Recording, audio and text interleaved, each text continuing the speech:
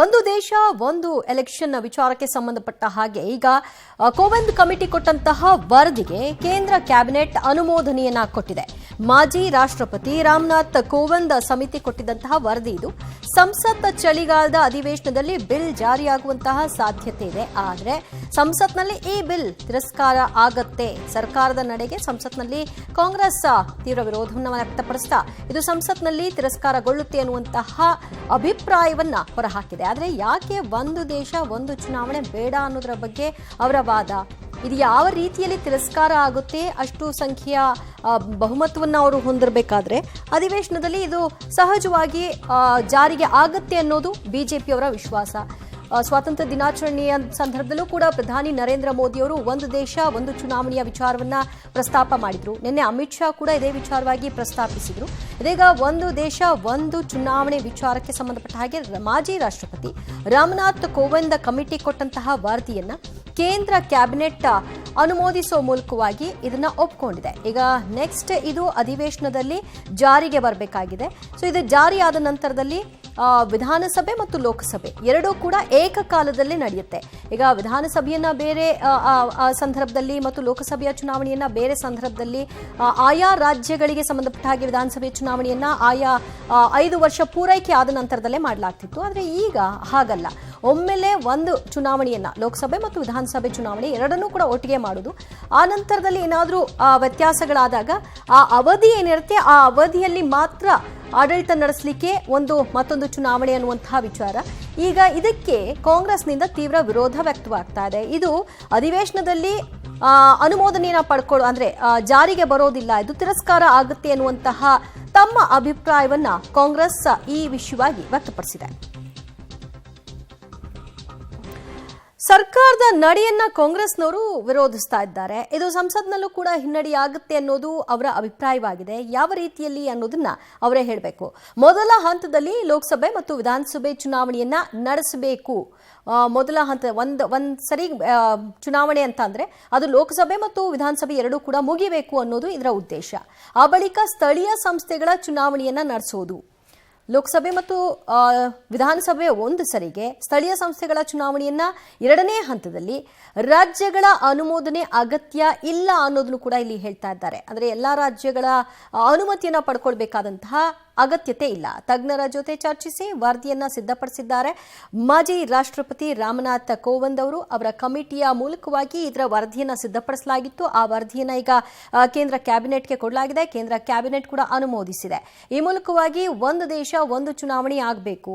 ಹಲವು ಕಡೆಗಳಲ್ಲಿ ಸುಮ್ಮನೆ ಈ ಚುನಾವಣೆಯ ವಿಷಯವಾಗಿ ಖರ್ಚುಗಳು ಹೆಚ್ಚಾಗ್ತಾ ಇದೆ. ಇದನ್ನು ಕೂಡ ನಿಯಂತ್ರಿಸಬೇಕು ಮತ್ತು ಜನರಿಗೆ ಇದರಿಂದ ಆಗಬಹುದಾದಂತಹ ಸಮಸ್ಯೆಗಳನ್ನು ಕೂಡ ಮುಕ್ತಿ ನೀಡಬೇಕು ಅನ್ನುವಂತಹ ಏಕೈಕ ಧ್ಯೇಯವನ್ನ ಇಟ್ಕೊಂಡು ಇದನ್ನ ಜಾರಿಗೆ ತರಬೇಕು ಅನ್ನುವಂತಹ ಆಲೋಚನೆ ಬಿಜೆಪಿಯದ್ದು. ಆ ಗುರಿಯನ್ನ ಸಾಧಿಸಲೇಬೇಕು ಅನ್ನೋ ನಿಟ್ಟಿನಲ್ಲಿ ಅವರು ಈಗಾಗಲೇ ಕಮಿಟಿಯ ವರದಿಯನ್ನು ಕೂಡ ಪಡ್ಕೊಂಡಿದ್ದಾರೆ. ಅನುಮೋದನೆ ಕೂಡ ಸಿಕ್ಕಿದೆ. ನೆಕ್ಸ್ಟ್ ಇದು ಅಧಿವೇಶನದಲ್ಲಿ ಜಾರಿಗೆ ಬರಬೇಕಾಗಿದೆ. ಆದರೆ ಜಾರಿಗೆ ಬರೋಲ್ಲ ಅನ್ನುವಂತಹ ಅಭಿಪ್ರಾಯವನ್ನ ಕಾಂಗ್ರೆಸ್ ಹೇಳ್ತಾ ಇದೆ.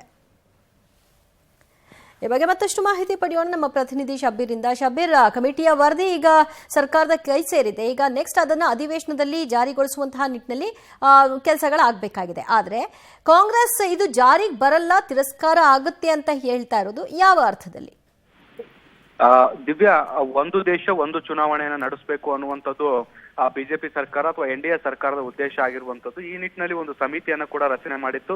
ಮಾಜಿ ರಾಷ್ಟ್ರಪತಿ ರಾಮನಾಥ್ ಕೋವಿಂದ್ ಅವರು ಈ ಒಂದು ಯೋಜನೆಯ ಕಾರ್ಯಸಾಧ್ಯತೆಗೆ ಸಂಬಂಧಪಟ್ಟಂತೆ ಒಂದು ವಿಸ್ತೃತ ವರದಿಯನ್ನ ಕಳೆದ ಮಾರ್ಚ್ನಲ್ಲಿ ಸರ್ಕಾರಕ್ಕೆ ನೀಡಿದ್ರು. ಆ ಒಂದು ವರದಿಯ ಆಧಾರದ ಮೇಲೆ ಈಗ ಬಿಲ್ ಅನ್ನ ಕೂಡ ತಯಾರು ಮಾಡಿಕೊಳ್ಳಲಾಗಿರುವಂತದ್ದು. ಮುಂಬರುವಂತಹ ಚಳಿಗಾಲದ ಅಧಿವೇಶನದಲ್ಲಿ ಈ ಒಂದು ಬಿಲ್ ಅನ್ನ ಸಂಸತ್ನಲ್ಲಿ ಮಂಡಿಸಲಿಕ್ಕೆ ಈಗ ಅನುಮೋದನೆಯು ಕೂಡ ಸಚಿವ ಸಂಪುಟದಲ್ಲಿ ಸಿಕ್ಕಿರುವಂತದ್ದು. ಹೀಗಾಗಿ ಮುಂದಿನ ಚಳಿಗಾಲದ ಅಧಿವೇಶನದಲ್ಲಿ ಸಂಸತ್ನಲ್ಲಿ ಈ ಒಂದು ಬಿಲ್ ಅನ್ನ ಮಂಡಿಸಲಾಗುತ್ತೆ. ಮಂಡಿಸಿದ ಬಳಿಕ ಇದರ ಮೇಲೆ ಚರ್ಚೆಗಳು ಕೂಡ ನಡೆಯುತ್ತೆ. ಆದ್ರೆ NDA ಒಕ್ಕೂಟವನ್ನ ಹೊರತುಪಡಿಸಿ ವಿರೋಧ ಪಕ್ಷದಲ್ಲಿರುವಂತಹ ಇಂಡಿಯಾ ಒಕ್ಕೂಟದ ಎಲ್ಲಾ ಪಕ್ಷಗಳು ಕೂಡ ಈ ನೀತಿಯನ್ನ ವಿರೋಧ ಮಾಡ್ತಾ ಇರುವಂತದ್ದು. ಮತ್ತೆ ಇದು ಕಾರ್ಯಸಾಧುವಲ್ಲ ಅನ್ನುವಂತ ನಿಟ್ಟಿನಲ್ಲಿ ಕೂಡ ಅವರು ವಿವರಣೆಯನ್ನ ಕೊಡ್ತಾ ಇರುವಂತದ್ದು. ಯಾಕೆ ಅಂದ್ರೆ ಒಂದೊಂದು ರಾಜ್ಯದ ರಾಜಕೀಯ ಸ್ಥಿತಿಗತಿಗಳು ಮತ್ತೆ ಸನ್ನಿವೇಶಗಳು ಬೇರೆ ಬೇರೆ ಆಗಿರ್ತವೆ. ಹೀಗಾಗಿ ಪ್ರತಿ ಬಾರಿಯೂ ಕೂಡ ಒಟ್ಟಿಗೆ ಚುನಾವಣೆ ನಡೆಸಲಿಕ್ಕೆ ಸಾಧ್ಯ ಆಗಲ್ಲ. ಎಲ್ಲಾ ರಾಜ್ಯಗಳಿಗೂ ಕೂಡ ಒಮ್ಮೆ ಚುನಾವಣೆ ನಡೆಸುವಂತದ್ದು ಒಂದು ಕಷ್ಟ ಆದ್ರೆ ಭವಿಷ್ಯದಲ್ಲೂ ಕೂಡ ಮರು ಚುನಾವಣೆಗಳು ಅಥವಾ ಸರ್ಕಾರಗಳು ಬೀಳುವಂತ ಸಾಧ್ಯತೆಗಳಿರ್ತವೆ. ಈ ಸಂದರ್ಭದಲ್ಲೂ ಕೂಡ ಮತ್ತೆ ಚುನಾವಣೆ ಮಾಡುವಂತದ್ದು ಸರಿ ಆಗಲ್ಲ ಅನ್ನುವಂತ ನಿಟ್ಟಿನಲ್ಲಿ ಅವರು ವಾದವನ್ನ ಮಾಡ್ತಾ ಇರುವಂತದ್ದು. ಹೀಗಾಗಿ ಇದ್ರ ಬಗ್ಗೆ ಅಂದ್ರೆ ಈ ಬಿಲ್ ನಲ್ಲಿ ಯಾವ ರೀತಿಯಾದಂತಹ ಅಂಶಗಳನ್ನ ಉಲ್ಲೇಖಿಸಲಾಗಿದೆ ಅನ್ನುವಂಥದ್ದು ಇನ್ನೂ ಕೂಡ ಸ್ಪಷ್ಟವಾಗಿ ಗೊತ್ತಾಗಿಲ್ಲ. ಈ ಬಿಲ್ ನಲ್ಲಿ ಯಾವೆಲ್ಲ ಅಂಶಗಳು ಒಳಗೊಂಡಿದ್ದಾವೆ ಅನ್ನೋದ್ರ ಮೇಲೆ ಸಂಸತ್ನಲ್ಲಿ ನಡೆಯುವಂತ ಚರ್ಚೆಯಲ್ಲಿ ಇದಕ್ಕೆ ಬೆಂಬಲವನ್ನ ಕೊಡ್ಬೇಕಾ ಬೇಡವಾ ಅನ್ನುವಂಥದ್ದು ಕೂಡ ನಿರ್ಧಾರ ಆಗತ್ತೆ. ಆ ಸಂದರ್ಭದಲ್ಲಿ ಈ ಬಿಲ್ಗೆ ಬೆಂಬಲ ಸಿಗುತ್ತಾ ಇಲ್ವಾ ಅನ್ನುವಂಥದ್ದನ್ನ ಕೂಡ ನೋಡ್ಬೇಕು.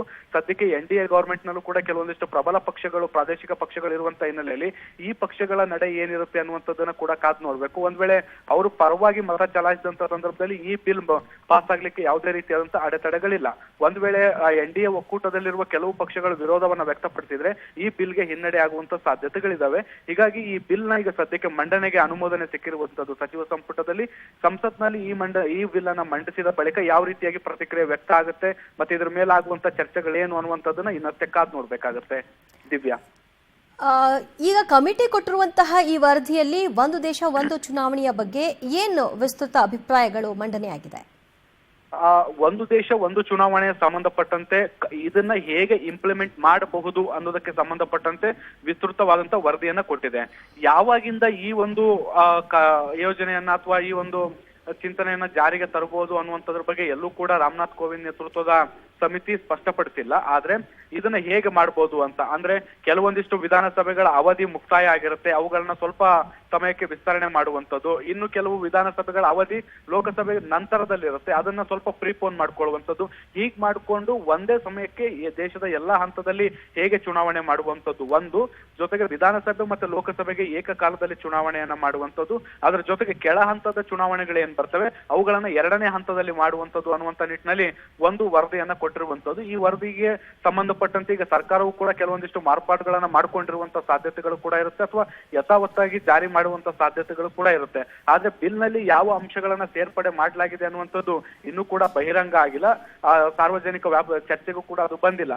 ಹೀಗಾಗಿ ಬಿಲ್ ಮಂಡನೆ ಆಗುವಂತ ಸಂದರ್ಭದಲ್ಲಿ ಈ ಬಿಲ್ ನಲ್ಲಿ ಯಾವ ವಿಷಯವನ್ನ ಉಲ್ಲೇಖಿಸಲಾಗಿದೆ, ಯಾವ ಅಂಶಗಳನ್ನ ಸೇರಿಸಲಾಗಿದೆ ಅನ್ನುವಂಥದ್ದು ಗೊತ್ತಾಗುತ್ತೆ. ಅದರ ಆಧಾರದ ಮೇಲೆ ರಾಜಕೀಯ ಪಕ್ಷಗಳು ಬೆಂಬಲವನ್ನ ಕೊಡ್ಬೇಕಾ ಬೇಡವಾ ಅನ್ನುವಂಥದ್ದನ್ನ ನಿರ್ಧಾರ ಮಾಡ್ತವೆ. Divya, okay, thank you Shabeer. ನಿಮ್ಮೆಲ್ಲ ಮಾಹಿತಿಗೆ. ಮೊದಲ ಹಂತದಲ್ಲಿ ಲೋಕಸಭೆ ಮತ್ತು ವಿಧಾನಸಭಾ ಚುನಾವಣೆಯನ್ನ ನಡೆಸುವುದು ಇದರ ಧ್ಯೇಯ ಆಗಿದೆ. ಆ ಕಾರಣಕ್ಕಾಗಿ ಒಂದು ದೇಶ ಒಂದು ಚುನಾವಣೆ ಆಗಬೇಕು ಅನ್ನೋದು ಬಿಜೆಪಿಯ ಕನಸು. ಆ ಬಳಿಕ ಸ್ಥಳೀಯ ಸಂಸ್ಥೆಗಳ ಚುನಾವಣೆಯನ್ನ ನಡೆಸುವುದು ಅಂದ್ರೆ ಈ ಮೊದಲ ಹಂತದ ಚುನಾವಣೆ ಆಗಿ 100 ದಿನಗಳ ನಂತರದಲ್ಲಿ ಆ ಎರಡನೇ ಸ್ಥಳೀಯ ಸಂಸ್ಥೆಯ ಚುನಾವಣೆ ನಡೆಸಬೇಕು ಅಂತ. ರಾಜ್ಯಗಳ ಅನುಮೋದನೆ ಇದಕ್ಕೆ ಬೇಕಾ ಅನ್ನುವಂತಹ ಪ್ರಶ್ನೆ ಇದೆ. ಆದರೆ ಇದಕ್ಕೆ ರಾಜ್ಯಗಳ ಅನುಮೋದನೆಯ ಅಗತ್ಯ ಇಲ್ಲ ಅಂತ ಕೂಡ ಕಮಿಟಿ ತಿಳಿಸಿದೆ. ತಜ್ಞರ ಜೊತೆಗೆ ಚರ್ಚೆ ವರದಿಯನ್ನ ಈಗಾಗಲೇ ಸಿದ್ಧಪಡಿಸಿದ್ದಾರೆ ಮಾಜಿ ರಾಷ್ಟ್ರಪತಿ ರಾಮನಾಥ್ ಕೋವಿಂದ್ ಅವರು. ಈಗ ಆ ವರದಿಯನ್ನ ಅವರು ತಲುಪಿಸಿ ಆಗಿದೆ, ಅದಕ್ಕೆ ಅನುಮೋದನೆ ಕೂಡ ಸಿಕ್ಕಿದೆ. ಚುನಾವಣಾ ವೆಚ್ಚ ಕಡಿಮೆ ಆಗುತ್ತೆ, ಸಮಯ ಉಳಿತಾಯವಾಗುತ್ತೆ. ಪ್ರತ್ಯೇಕವಾಗಿ ಚುನಾವಣೆಗಳನ್ನು ನಡೆಸ್ತಾ ಹೋದಾಗ ಅದರ ಖರ್ಚು ವೆಚ್ಚಗಳು ಕೂಡ ಹೆಚ್ಚಾಗುತ್ತೆ, ಸಮಯವೂ ಕೂಡ ಅಷ್ಟೇ ವ್ಯಯ ಆಗುತ್ತೆ. ಮತದಾನದ ಪ್ರಮಾಣವನ್ನ ಈ ಮೂಲಕವಾಗಿ ಹೆಚ್ಚಿಸಬಹುದಾದ ಗುರಿ ಕೂಡ ಇದೆ. ಇನ್ನು ಶಾಸಕರು ಸಂಸದರನ್ನ ಏಕಕಾಲದಲ್ಲಿ ಚುನಾಯಿಸಬಹುದು, ಅವರನ್ನ ಆಯ್ಕೆ ಮಾಡಬಹುದು. ಆ ಆಯ್ಕೆಯ ಒಂದು ಪ್ರಕ್ರಿಯೆಗೆ ಒಂದೇ ಚುನಾವಣೆ ಸೂಕ್ತ ಅನ್ನುವಂತಹ ಅಭಿಪ್ರಾಯ ಈ ಒಂದು ದೇಶ ಒಂದು ಚುನಾವಣೆಯ ಉದ್ದೇಶ.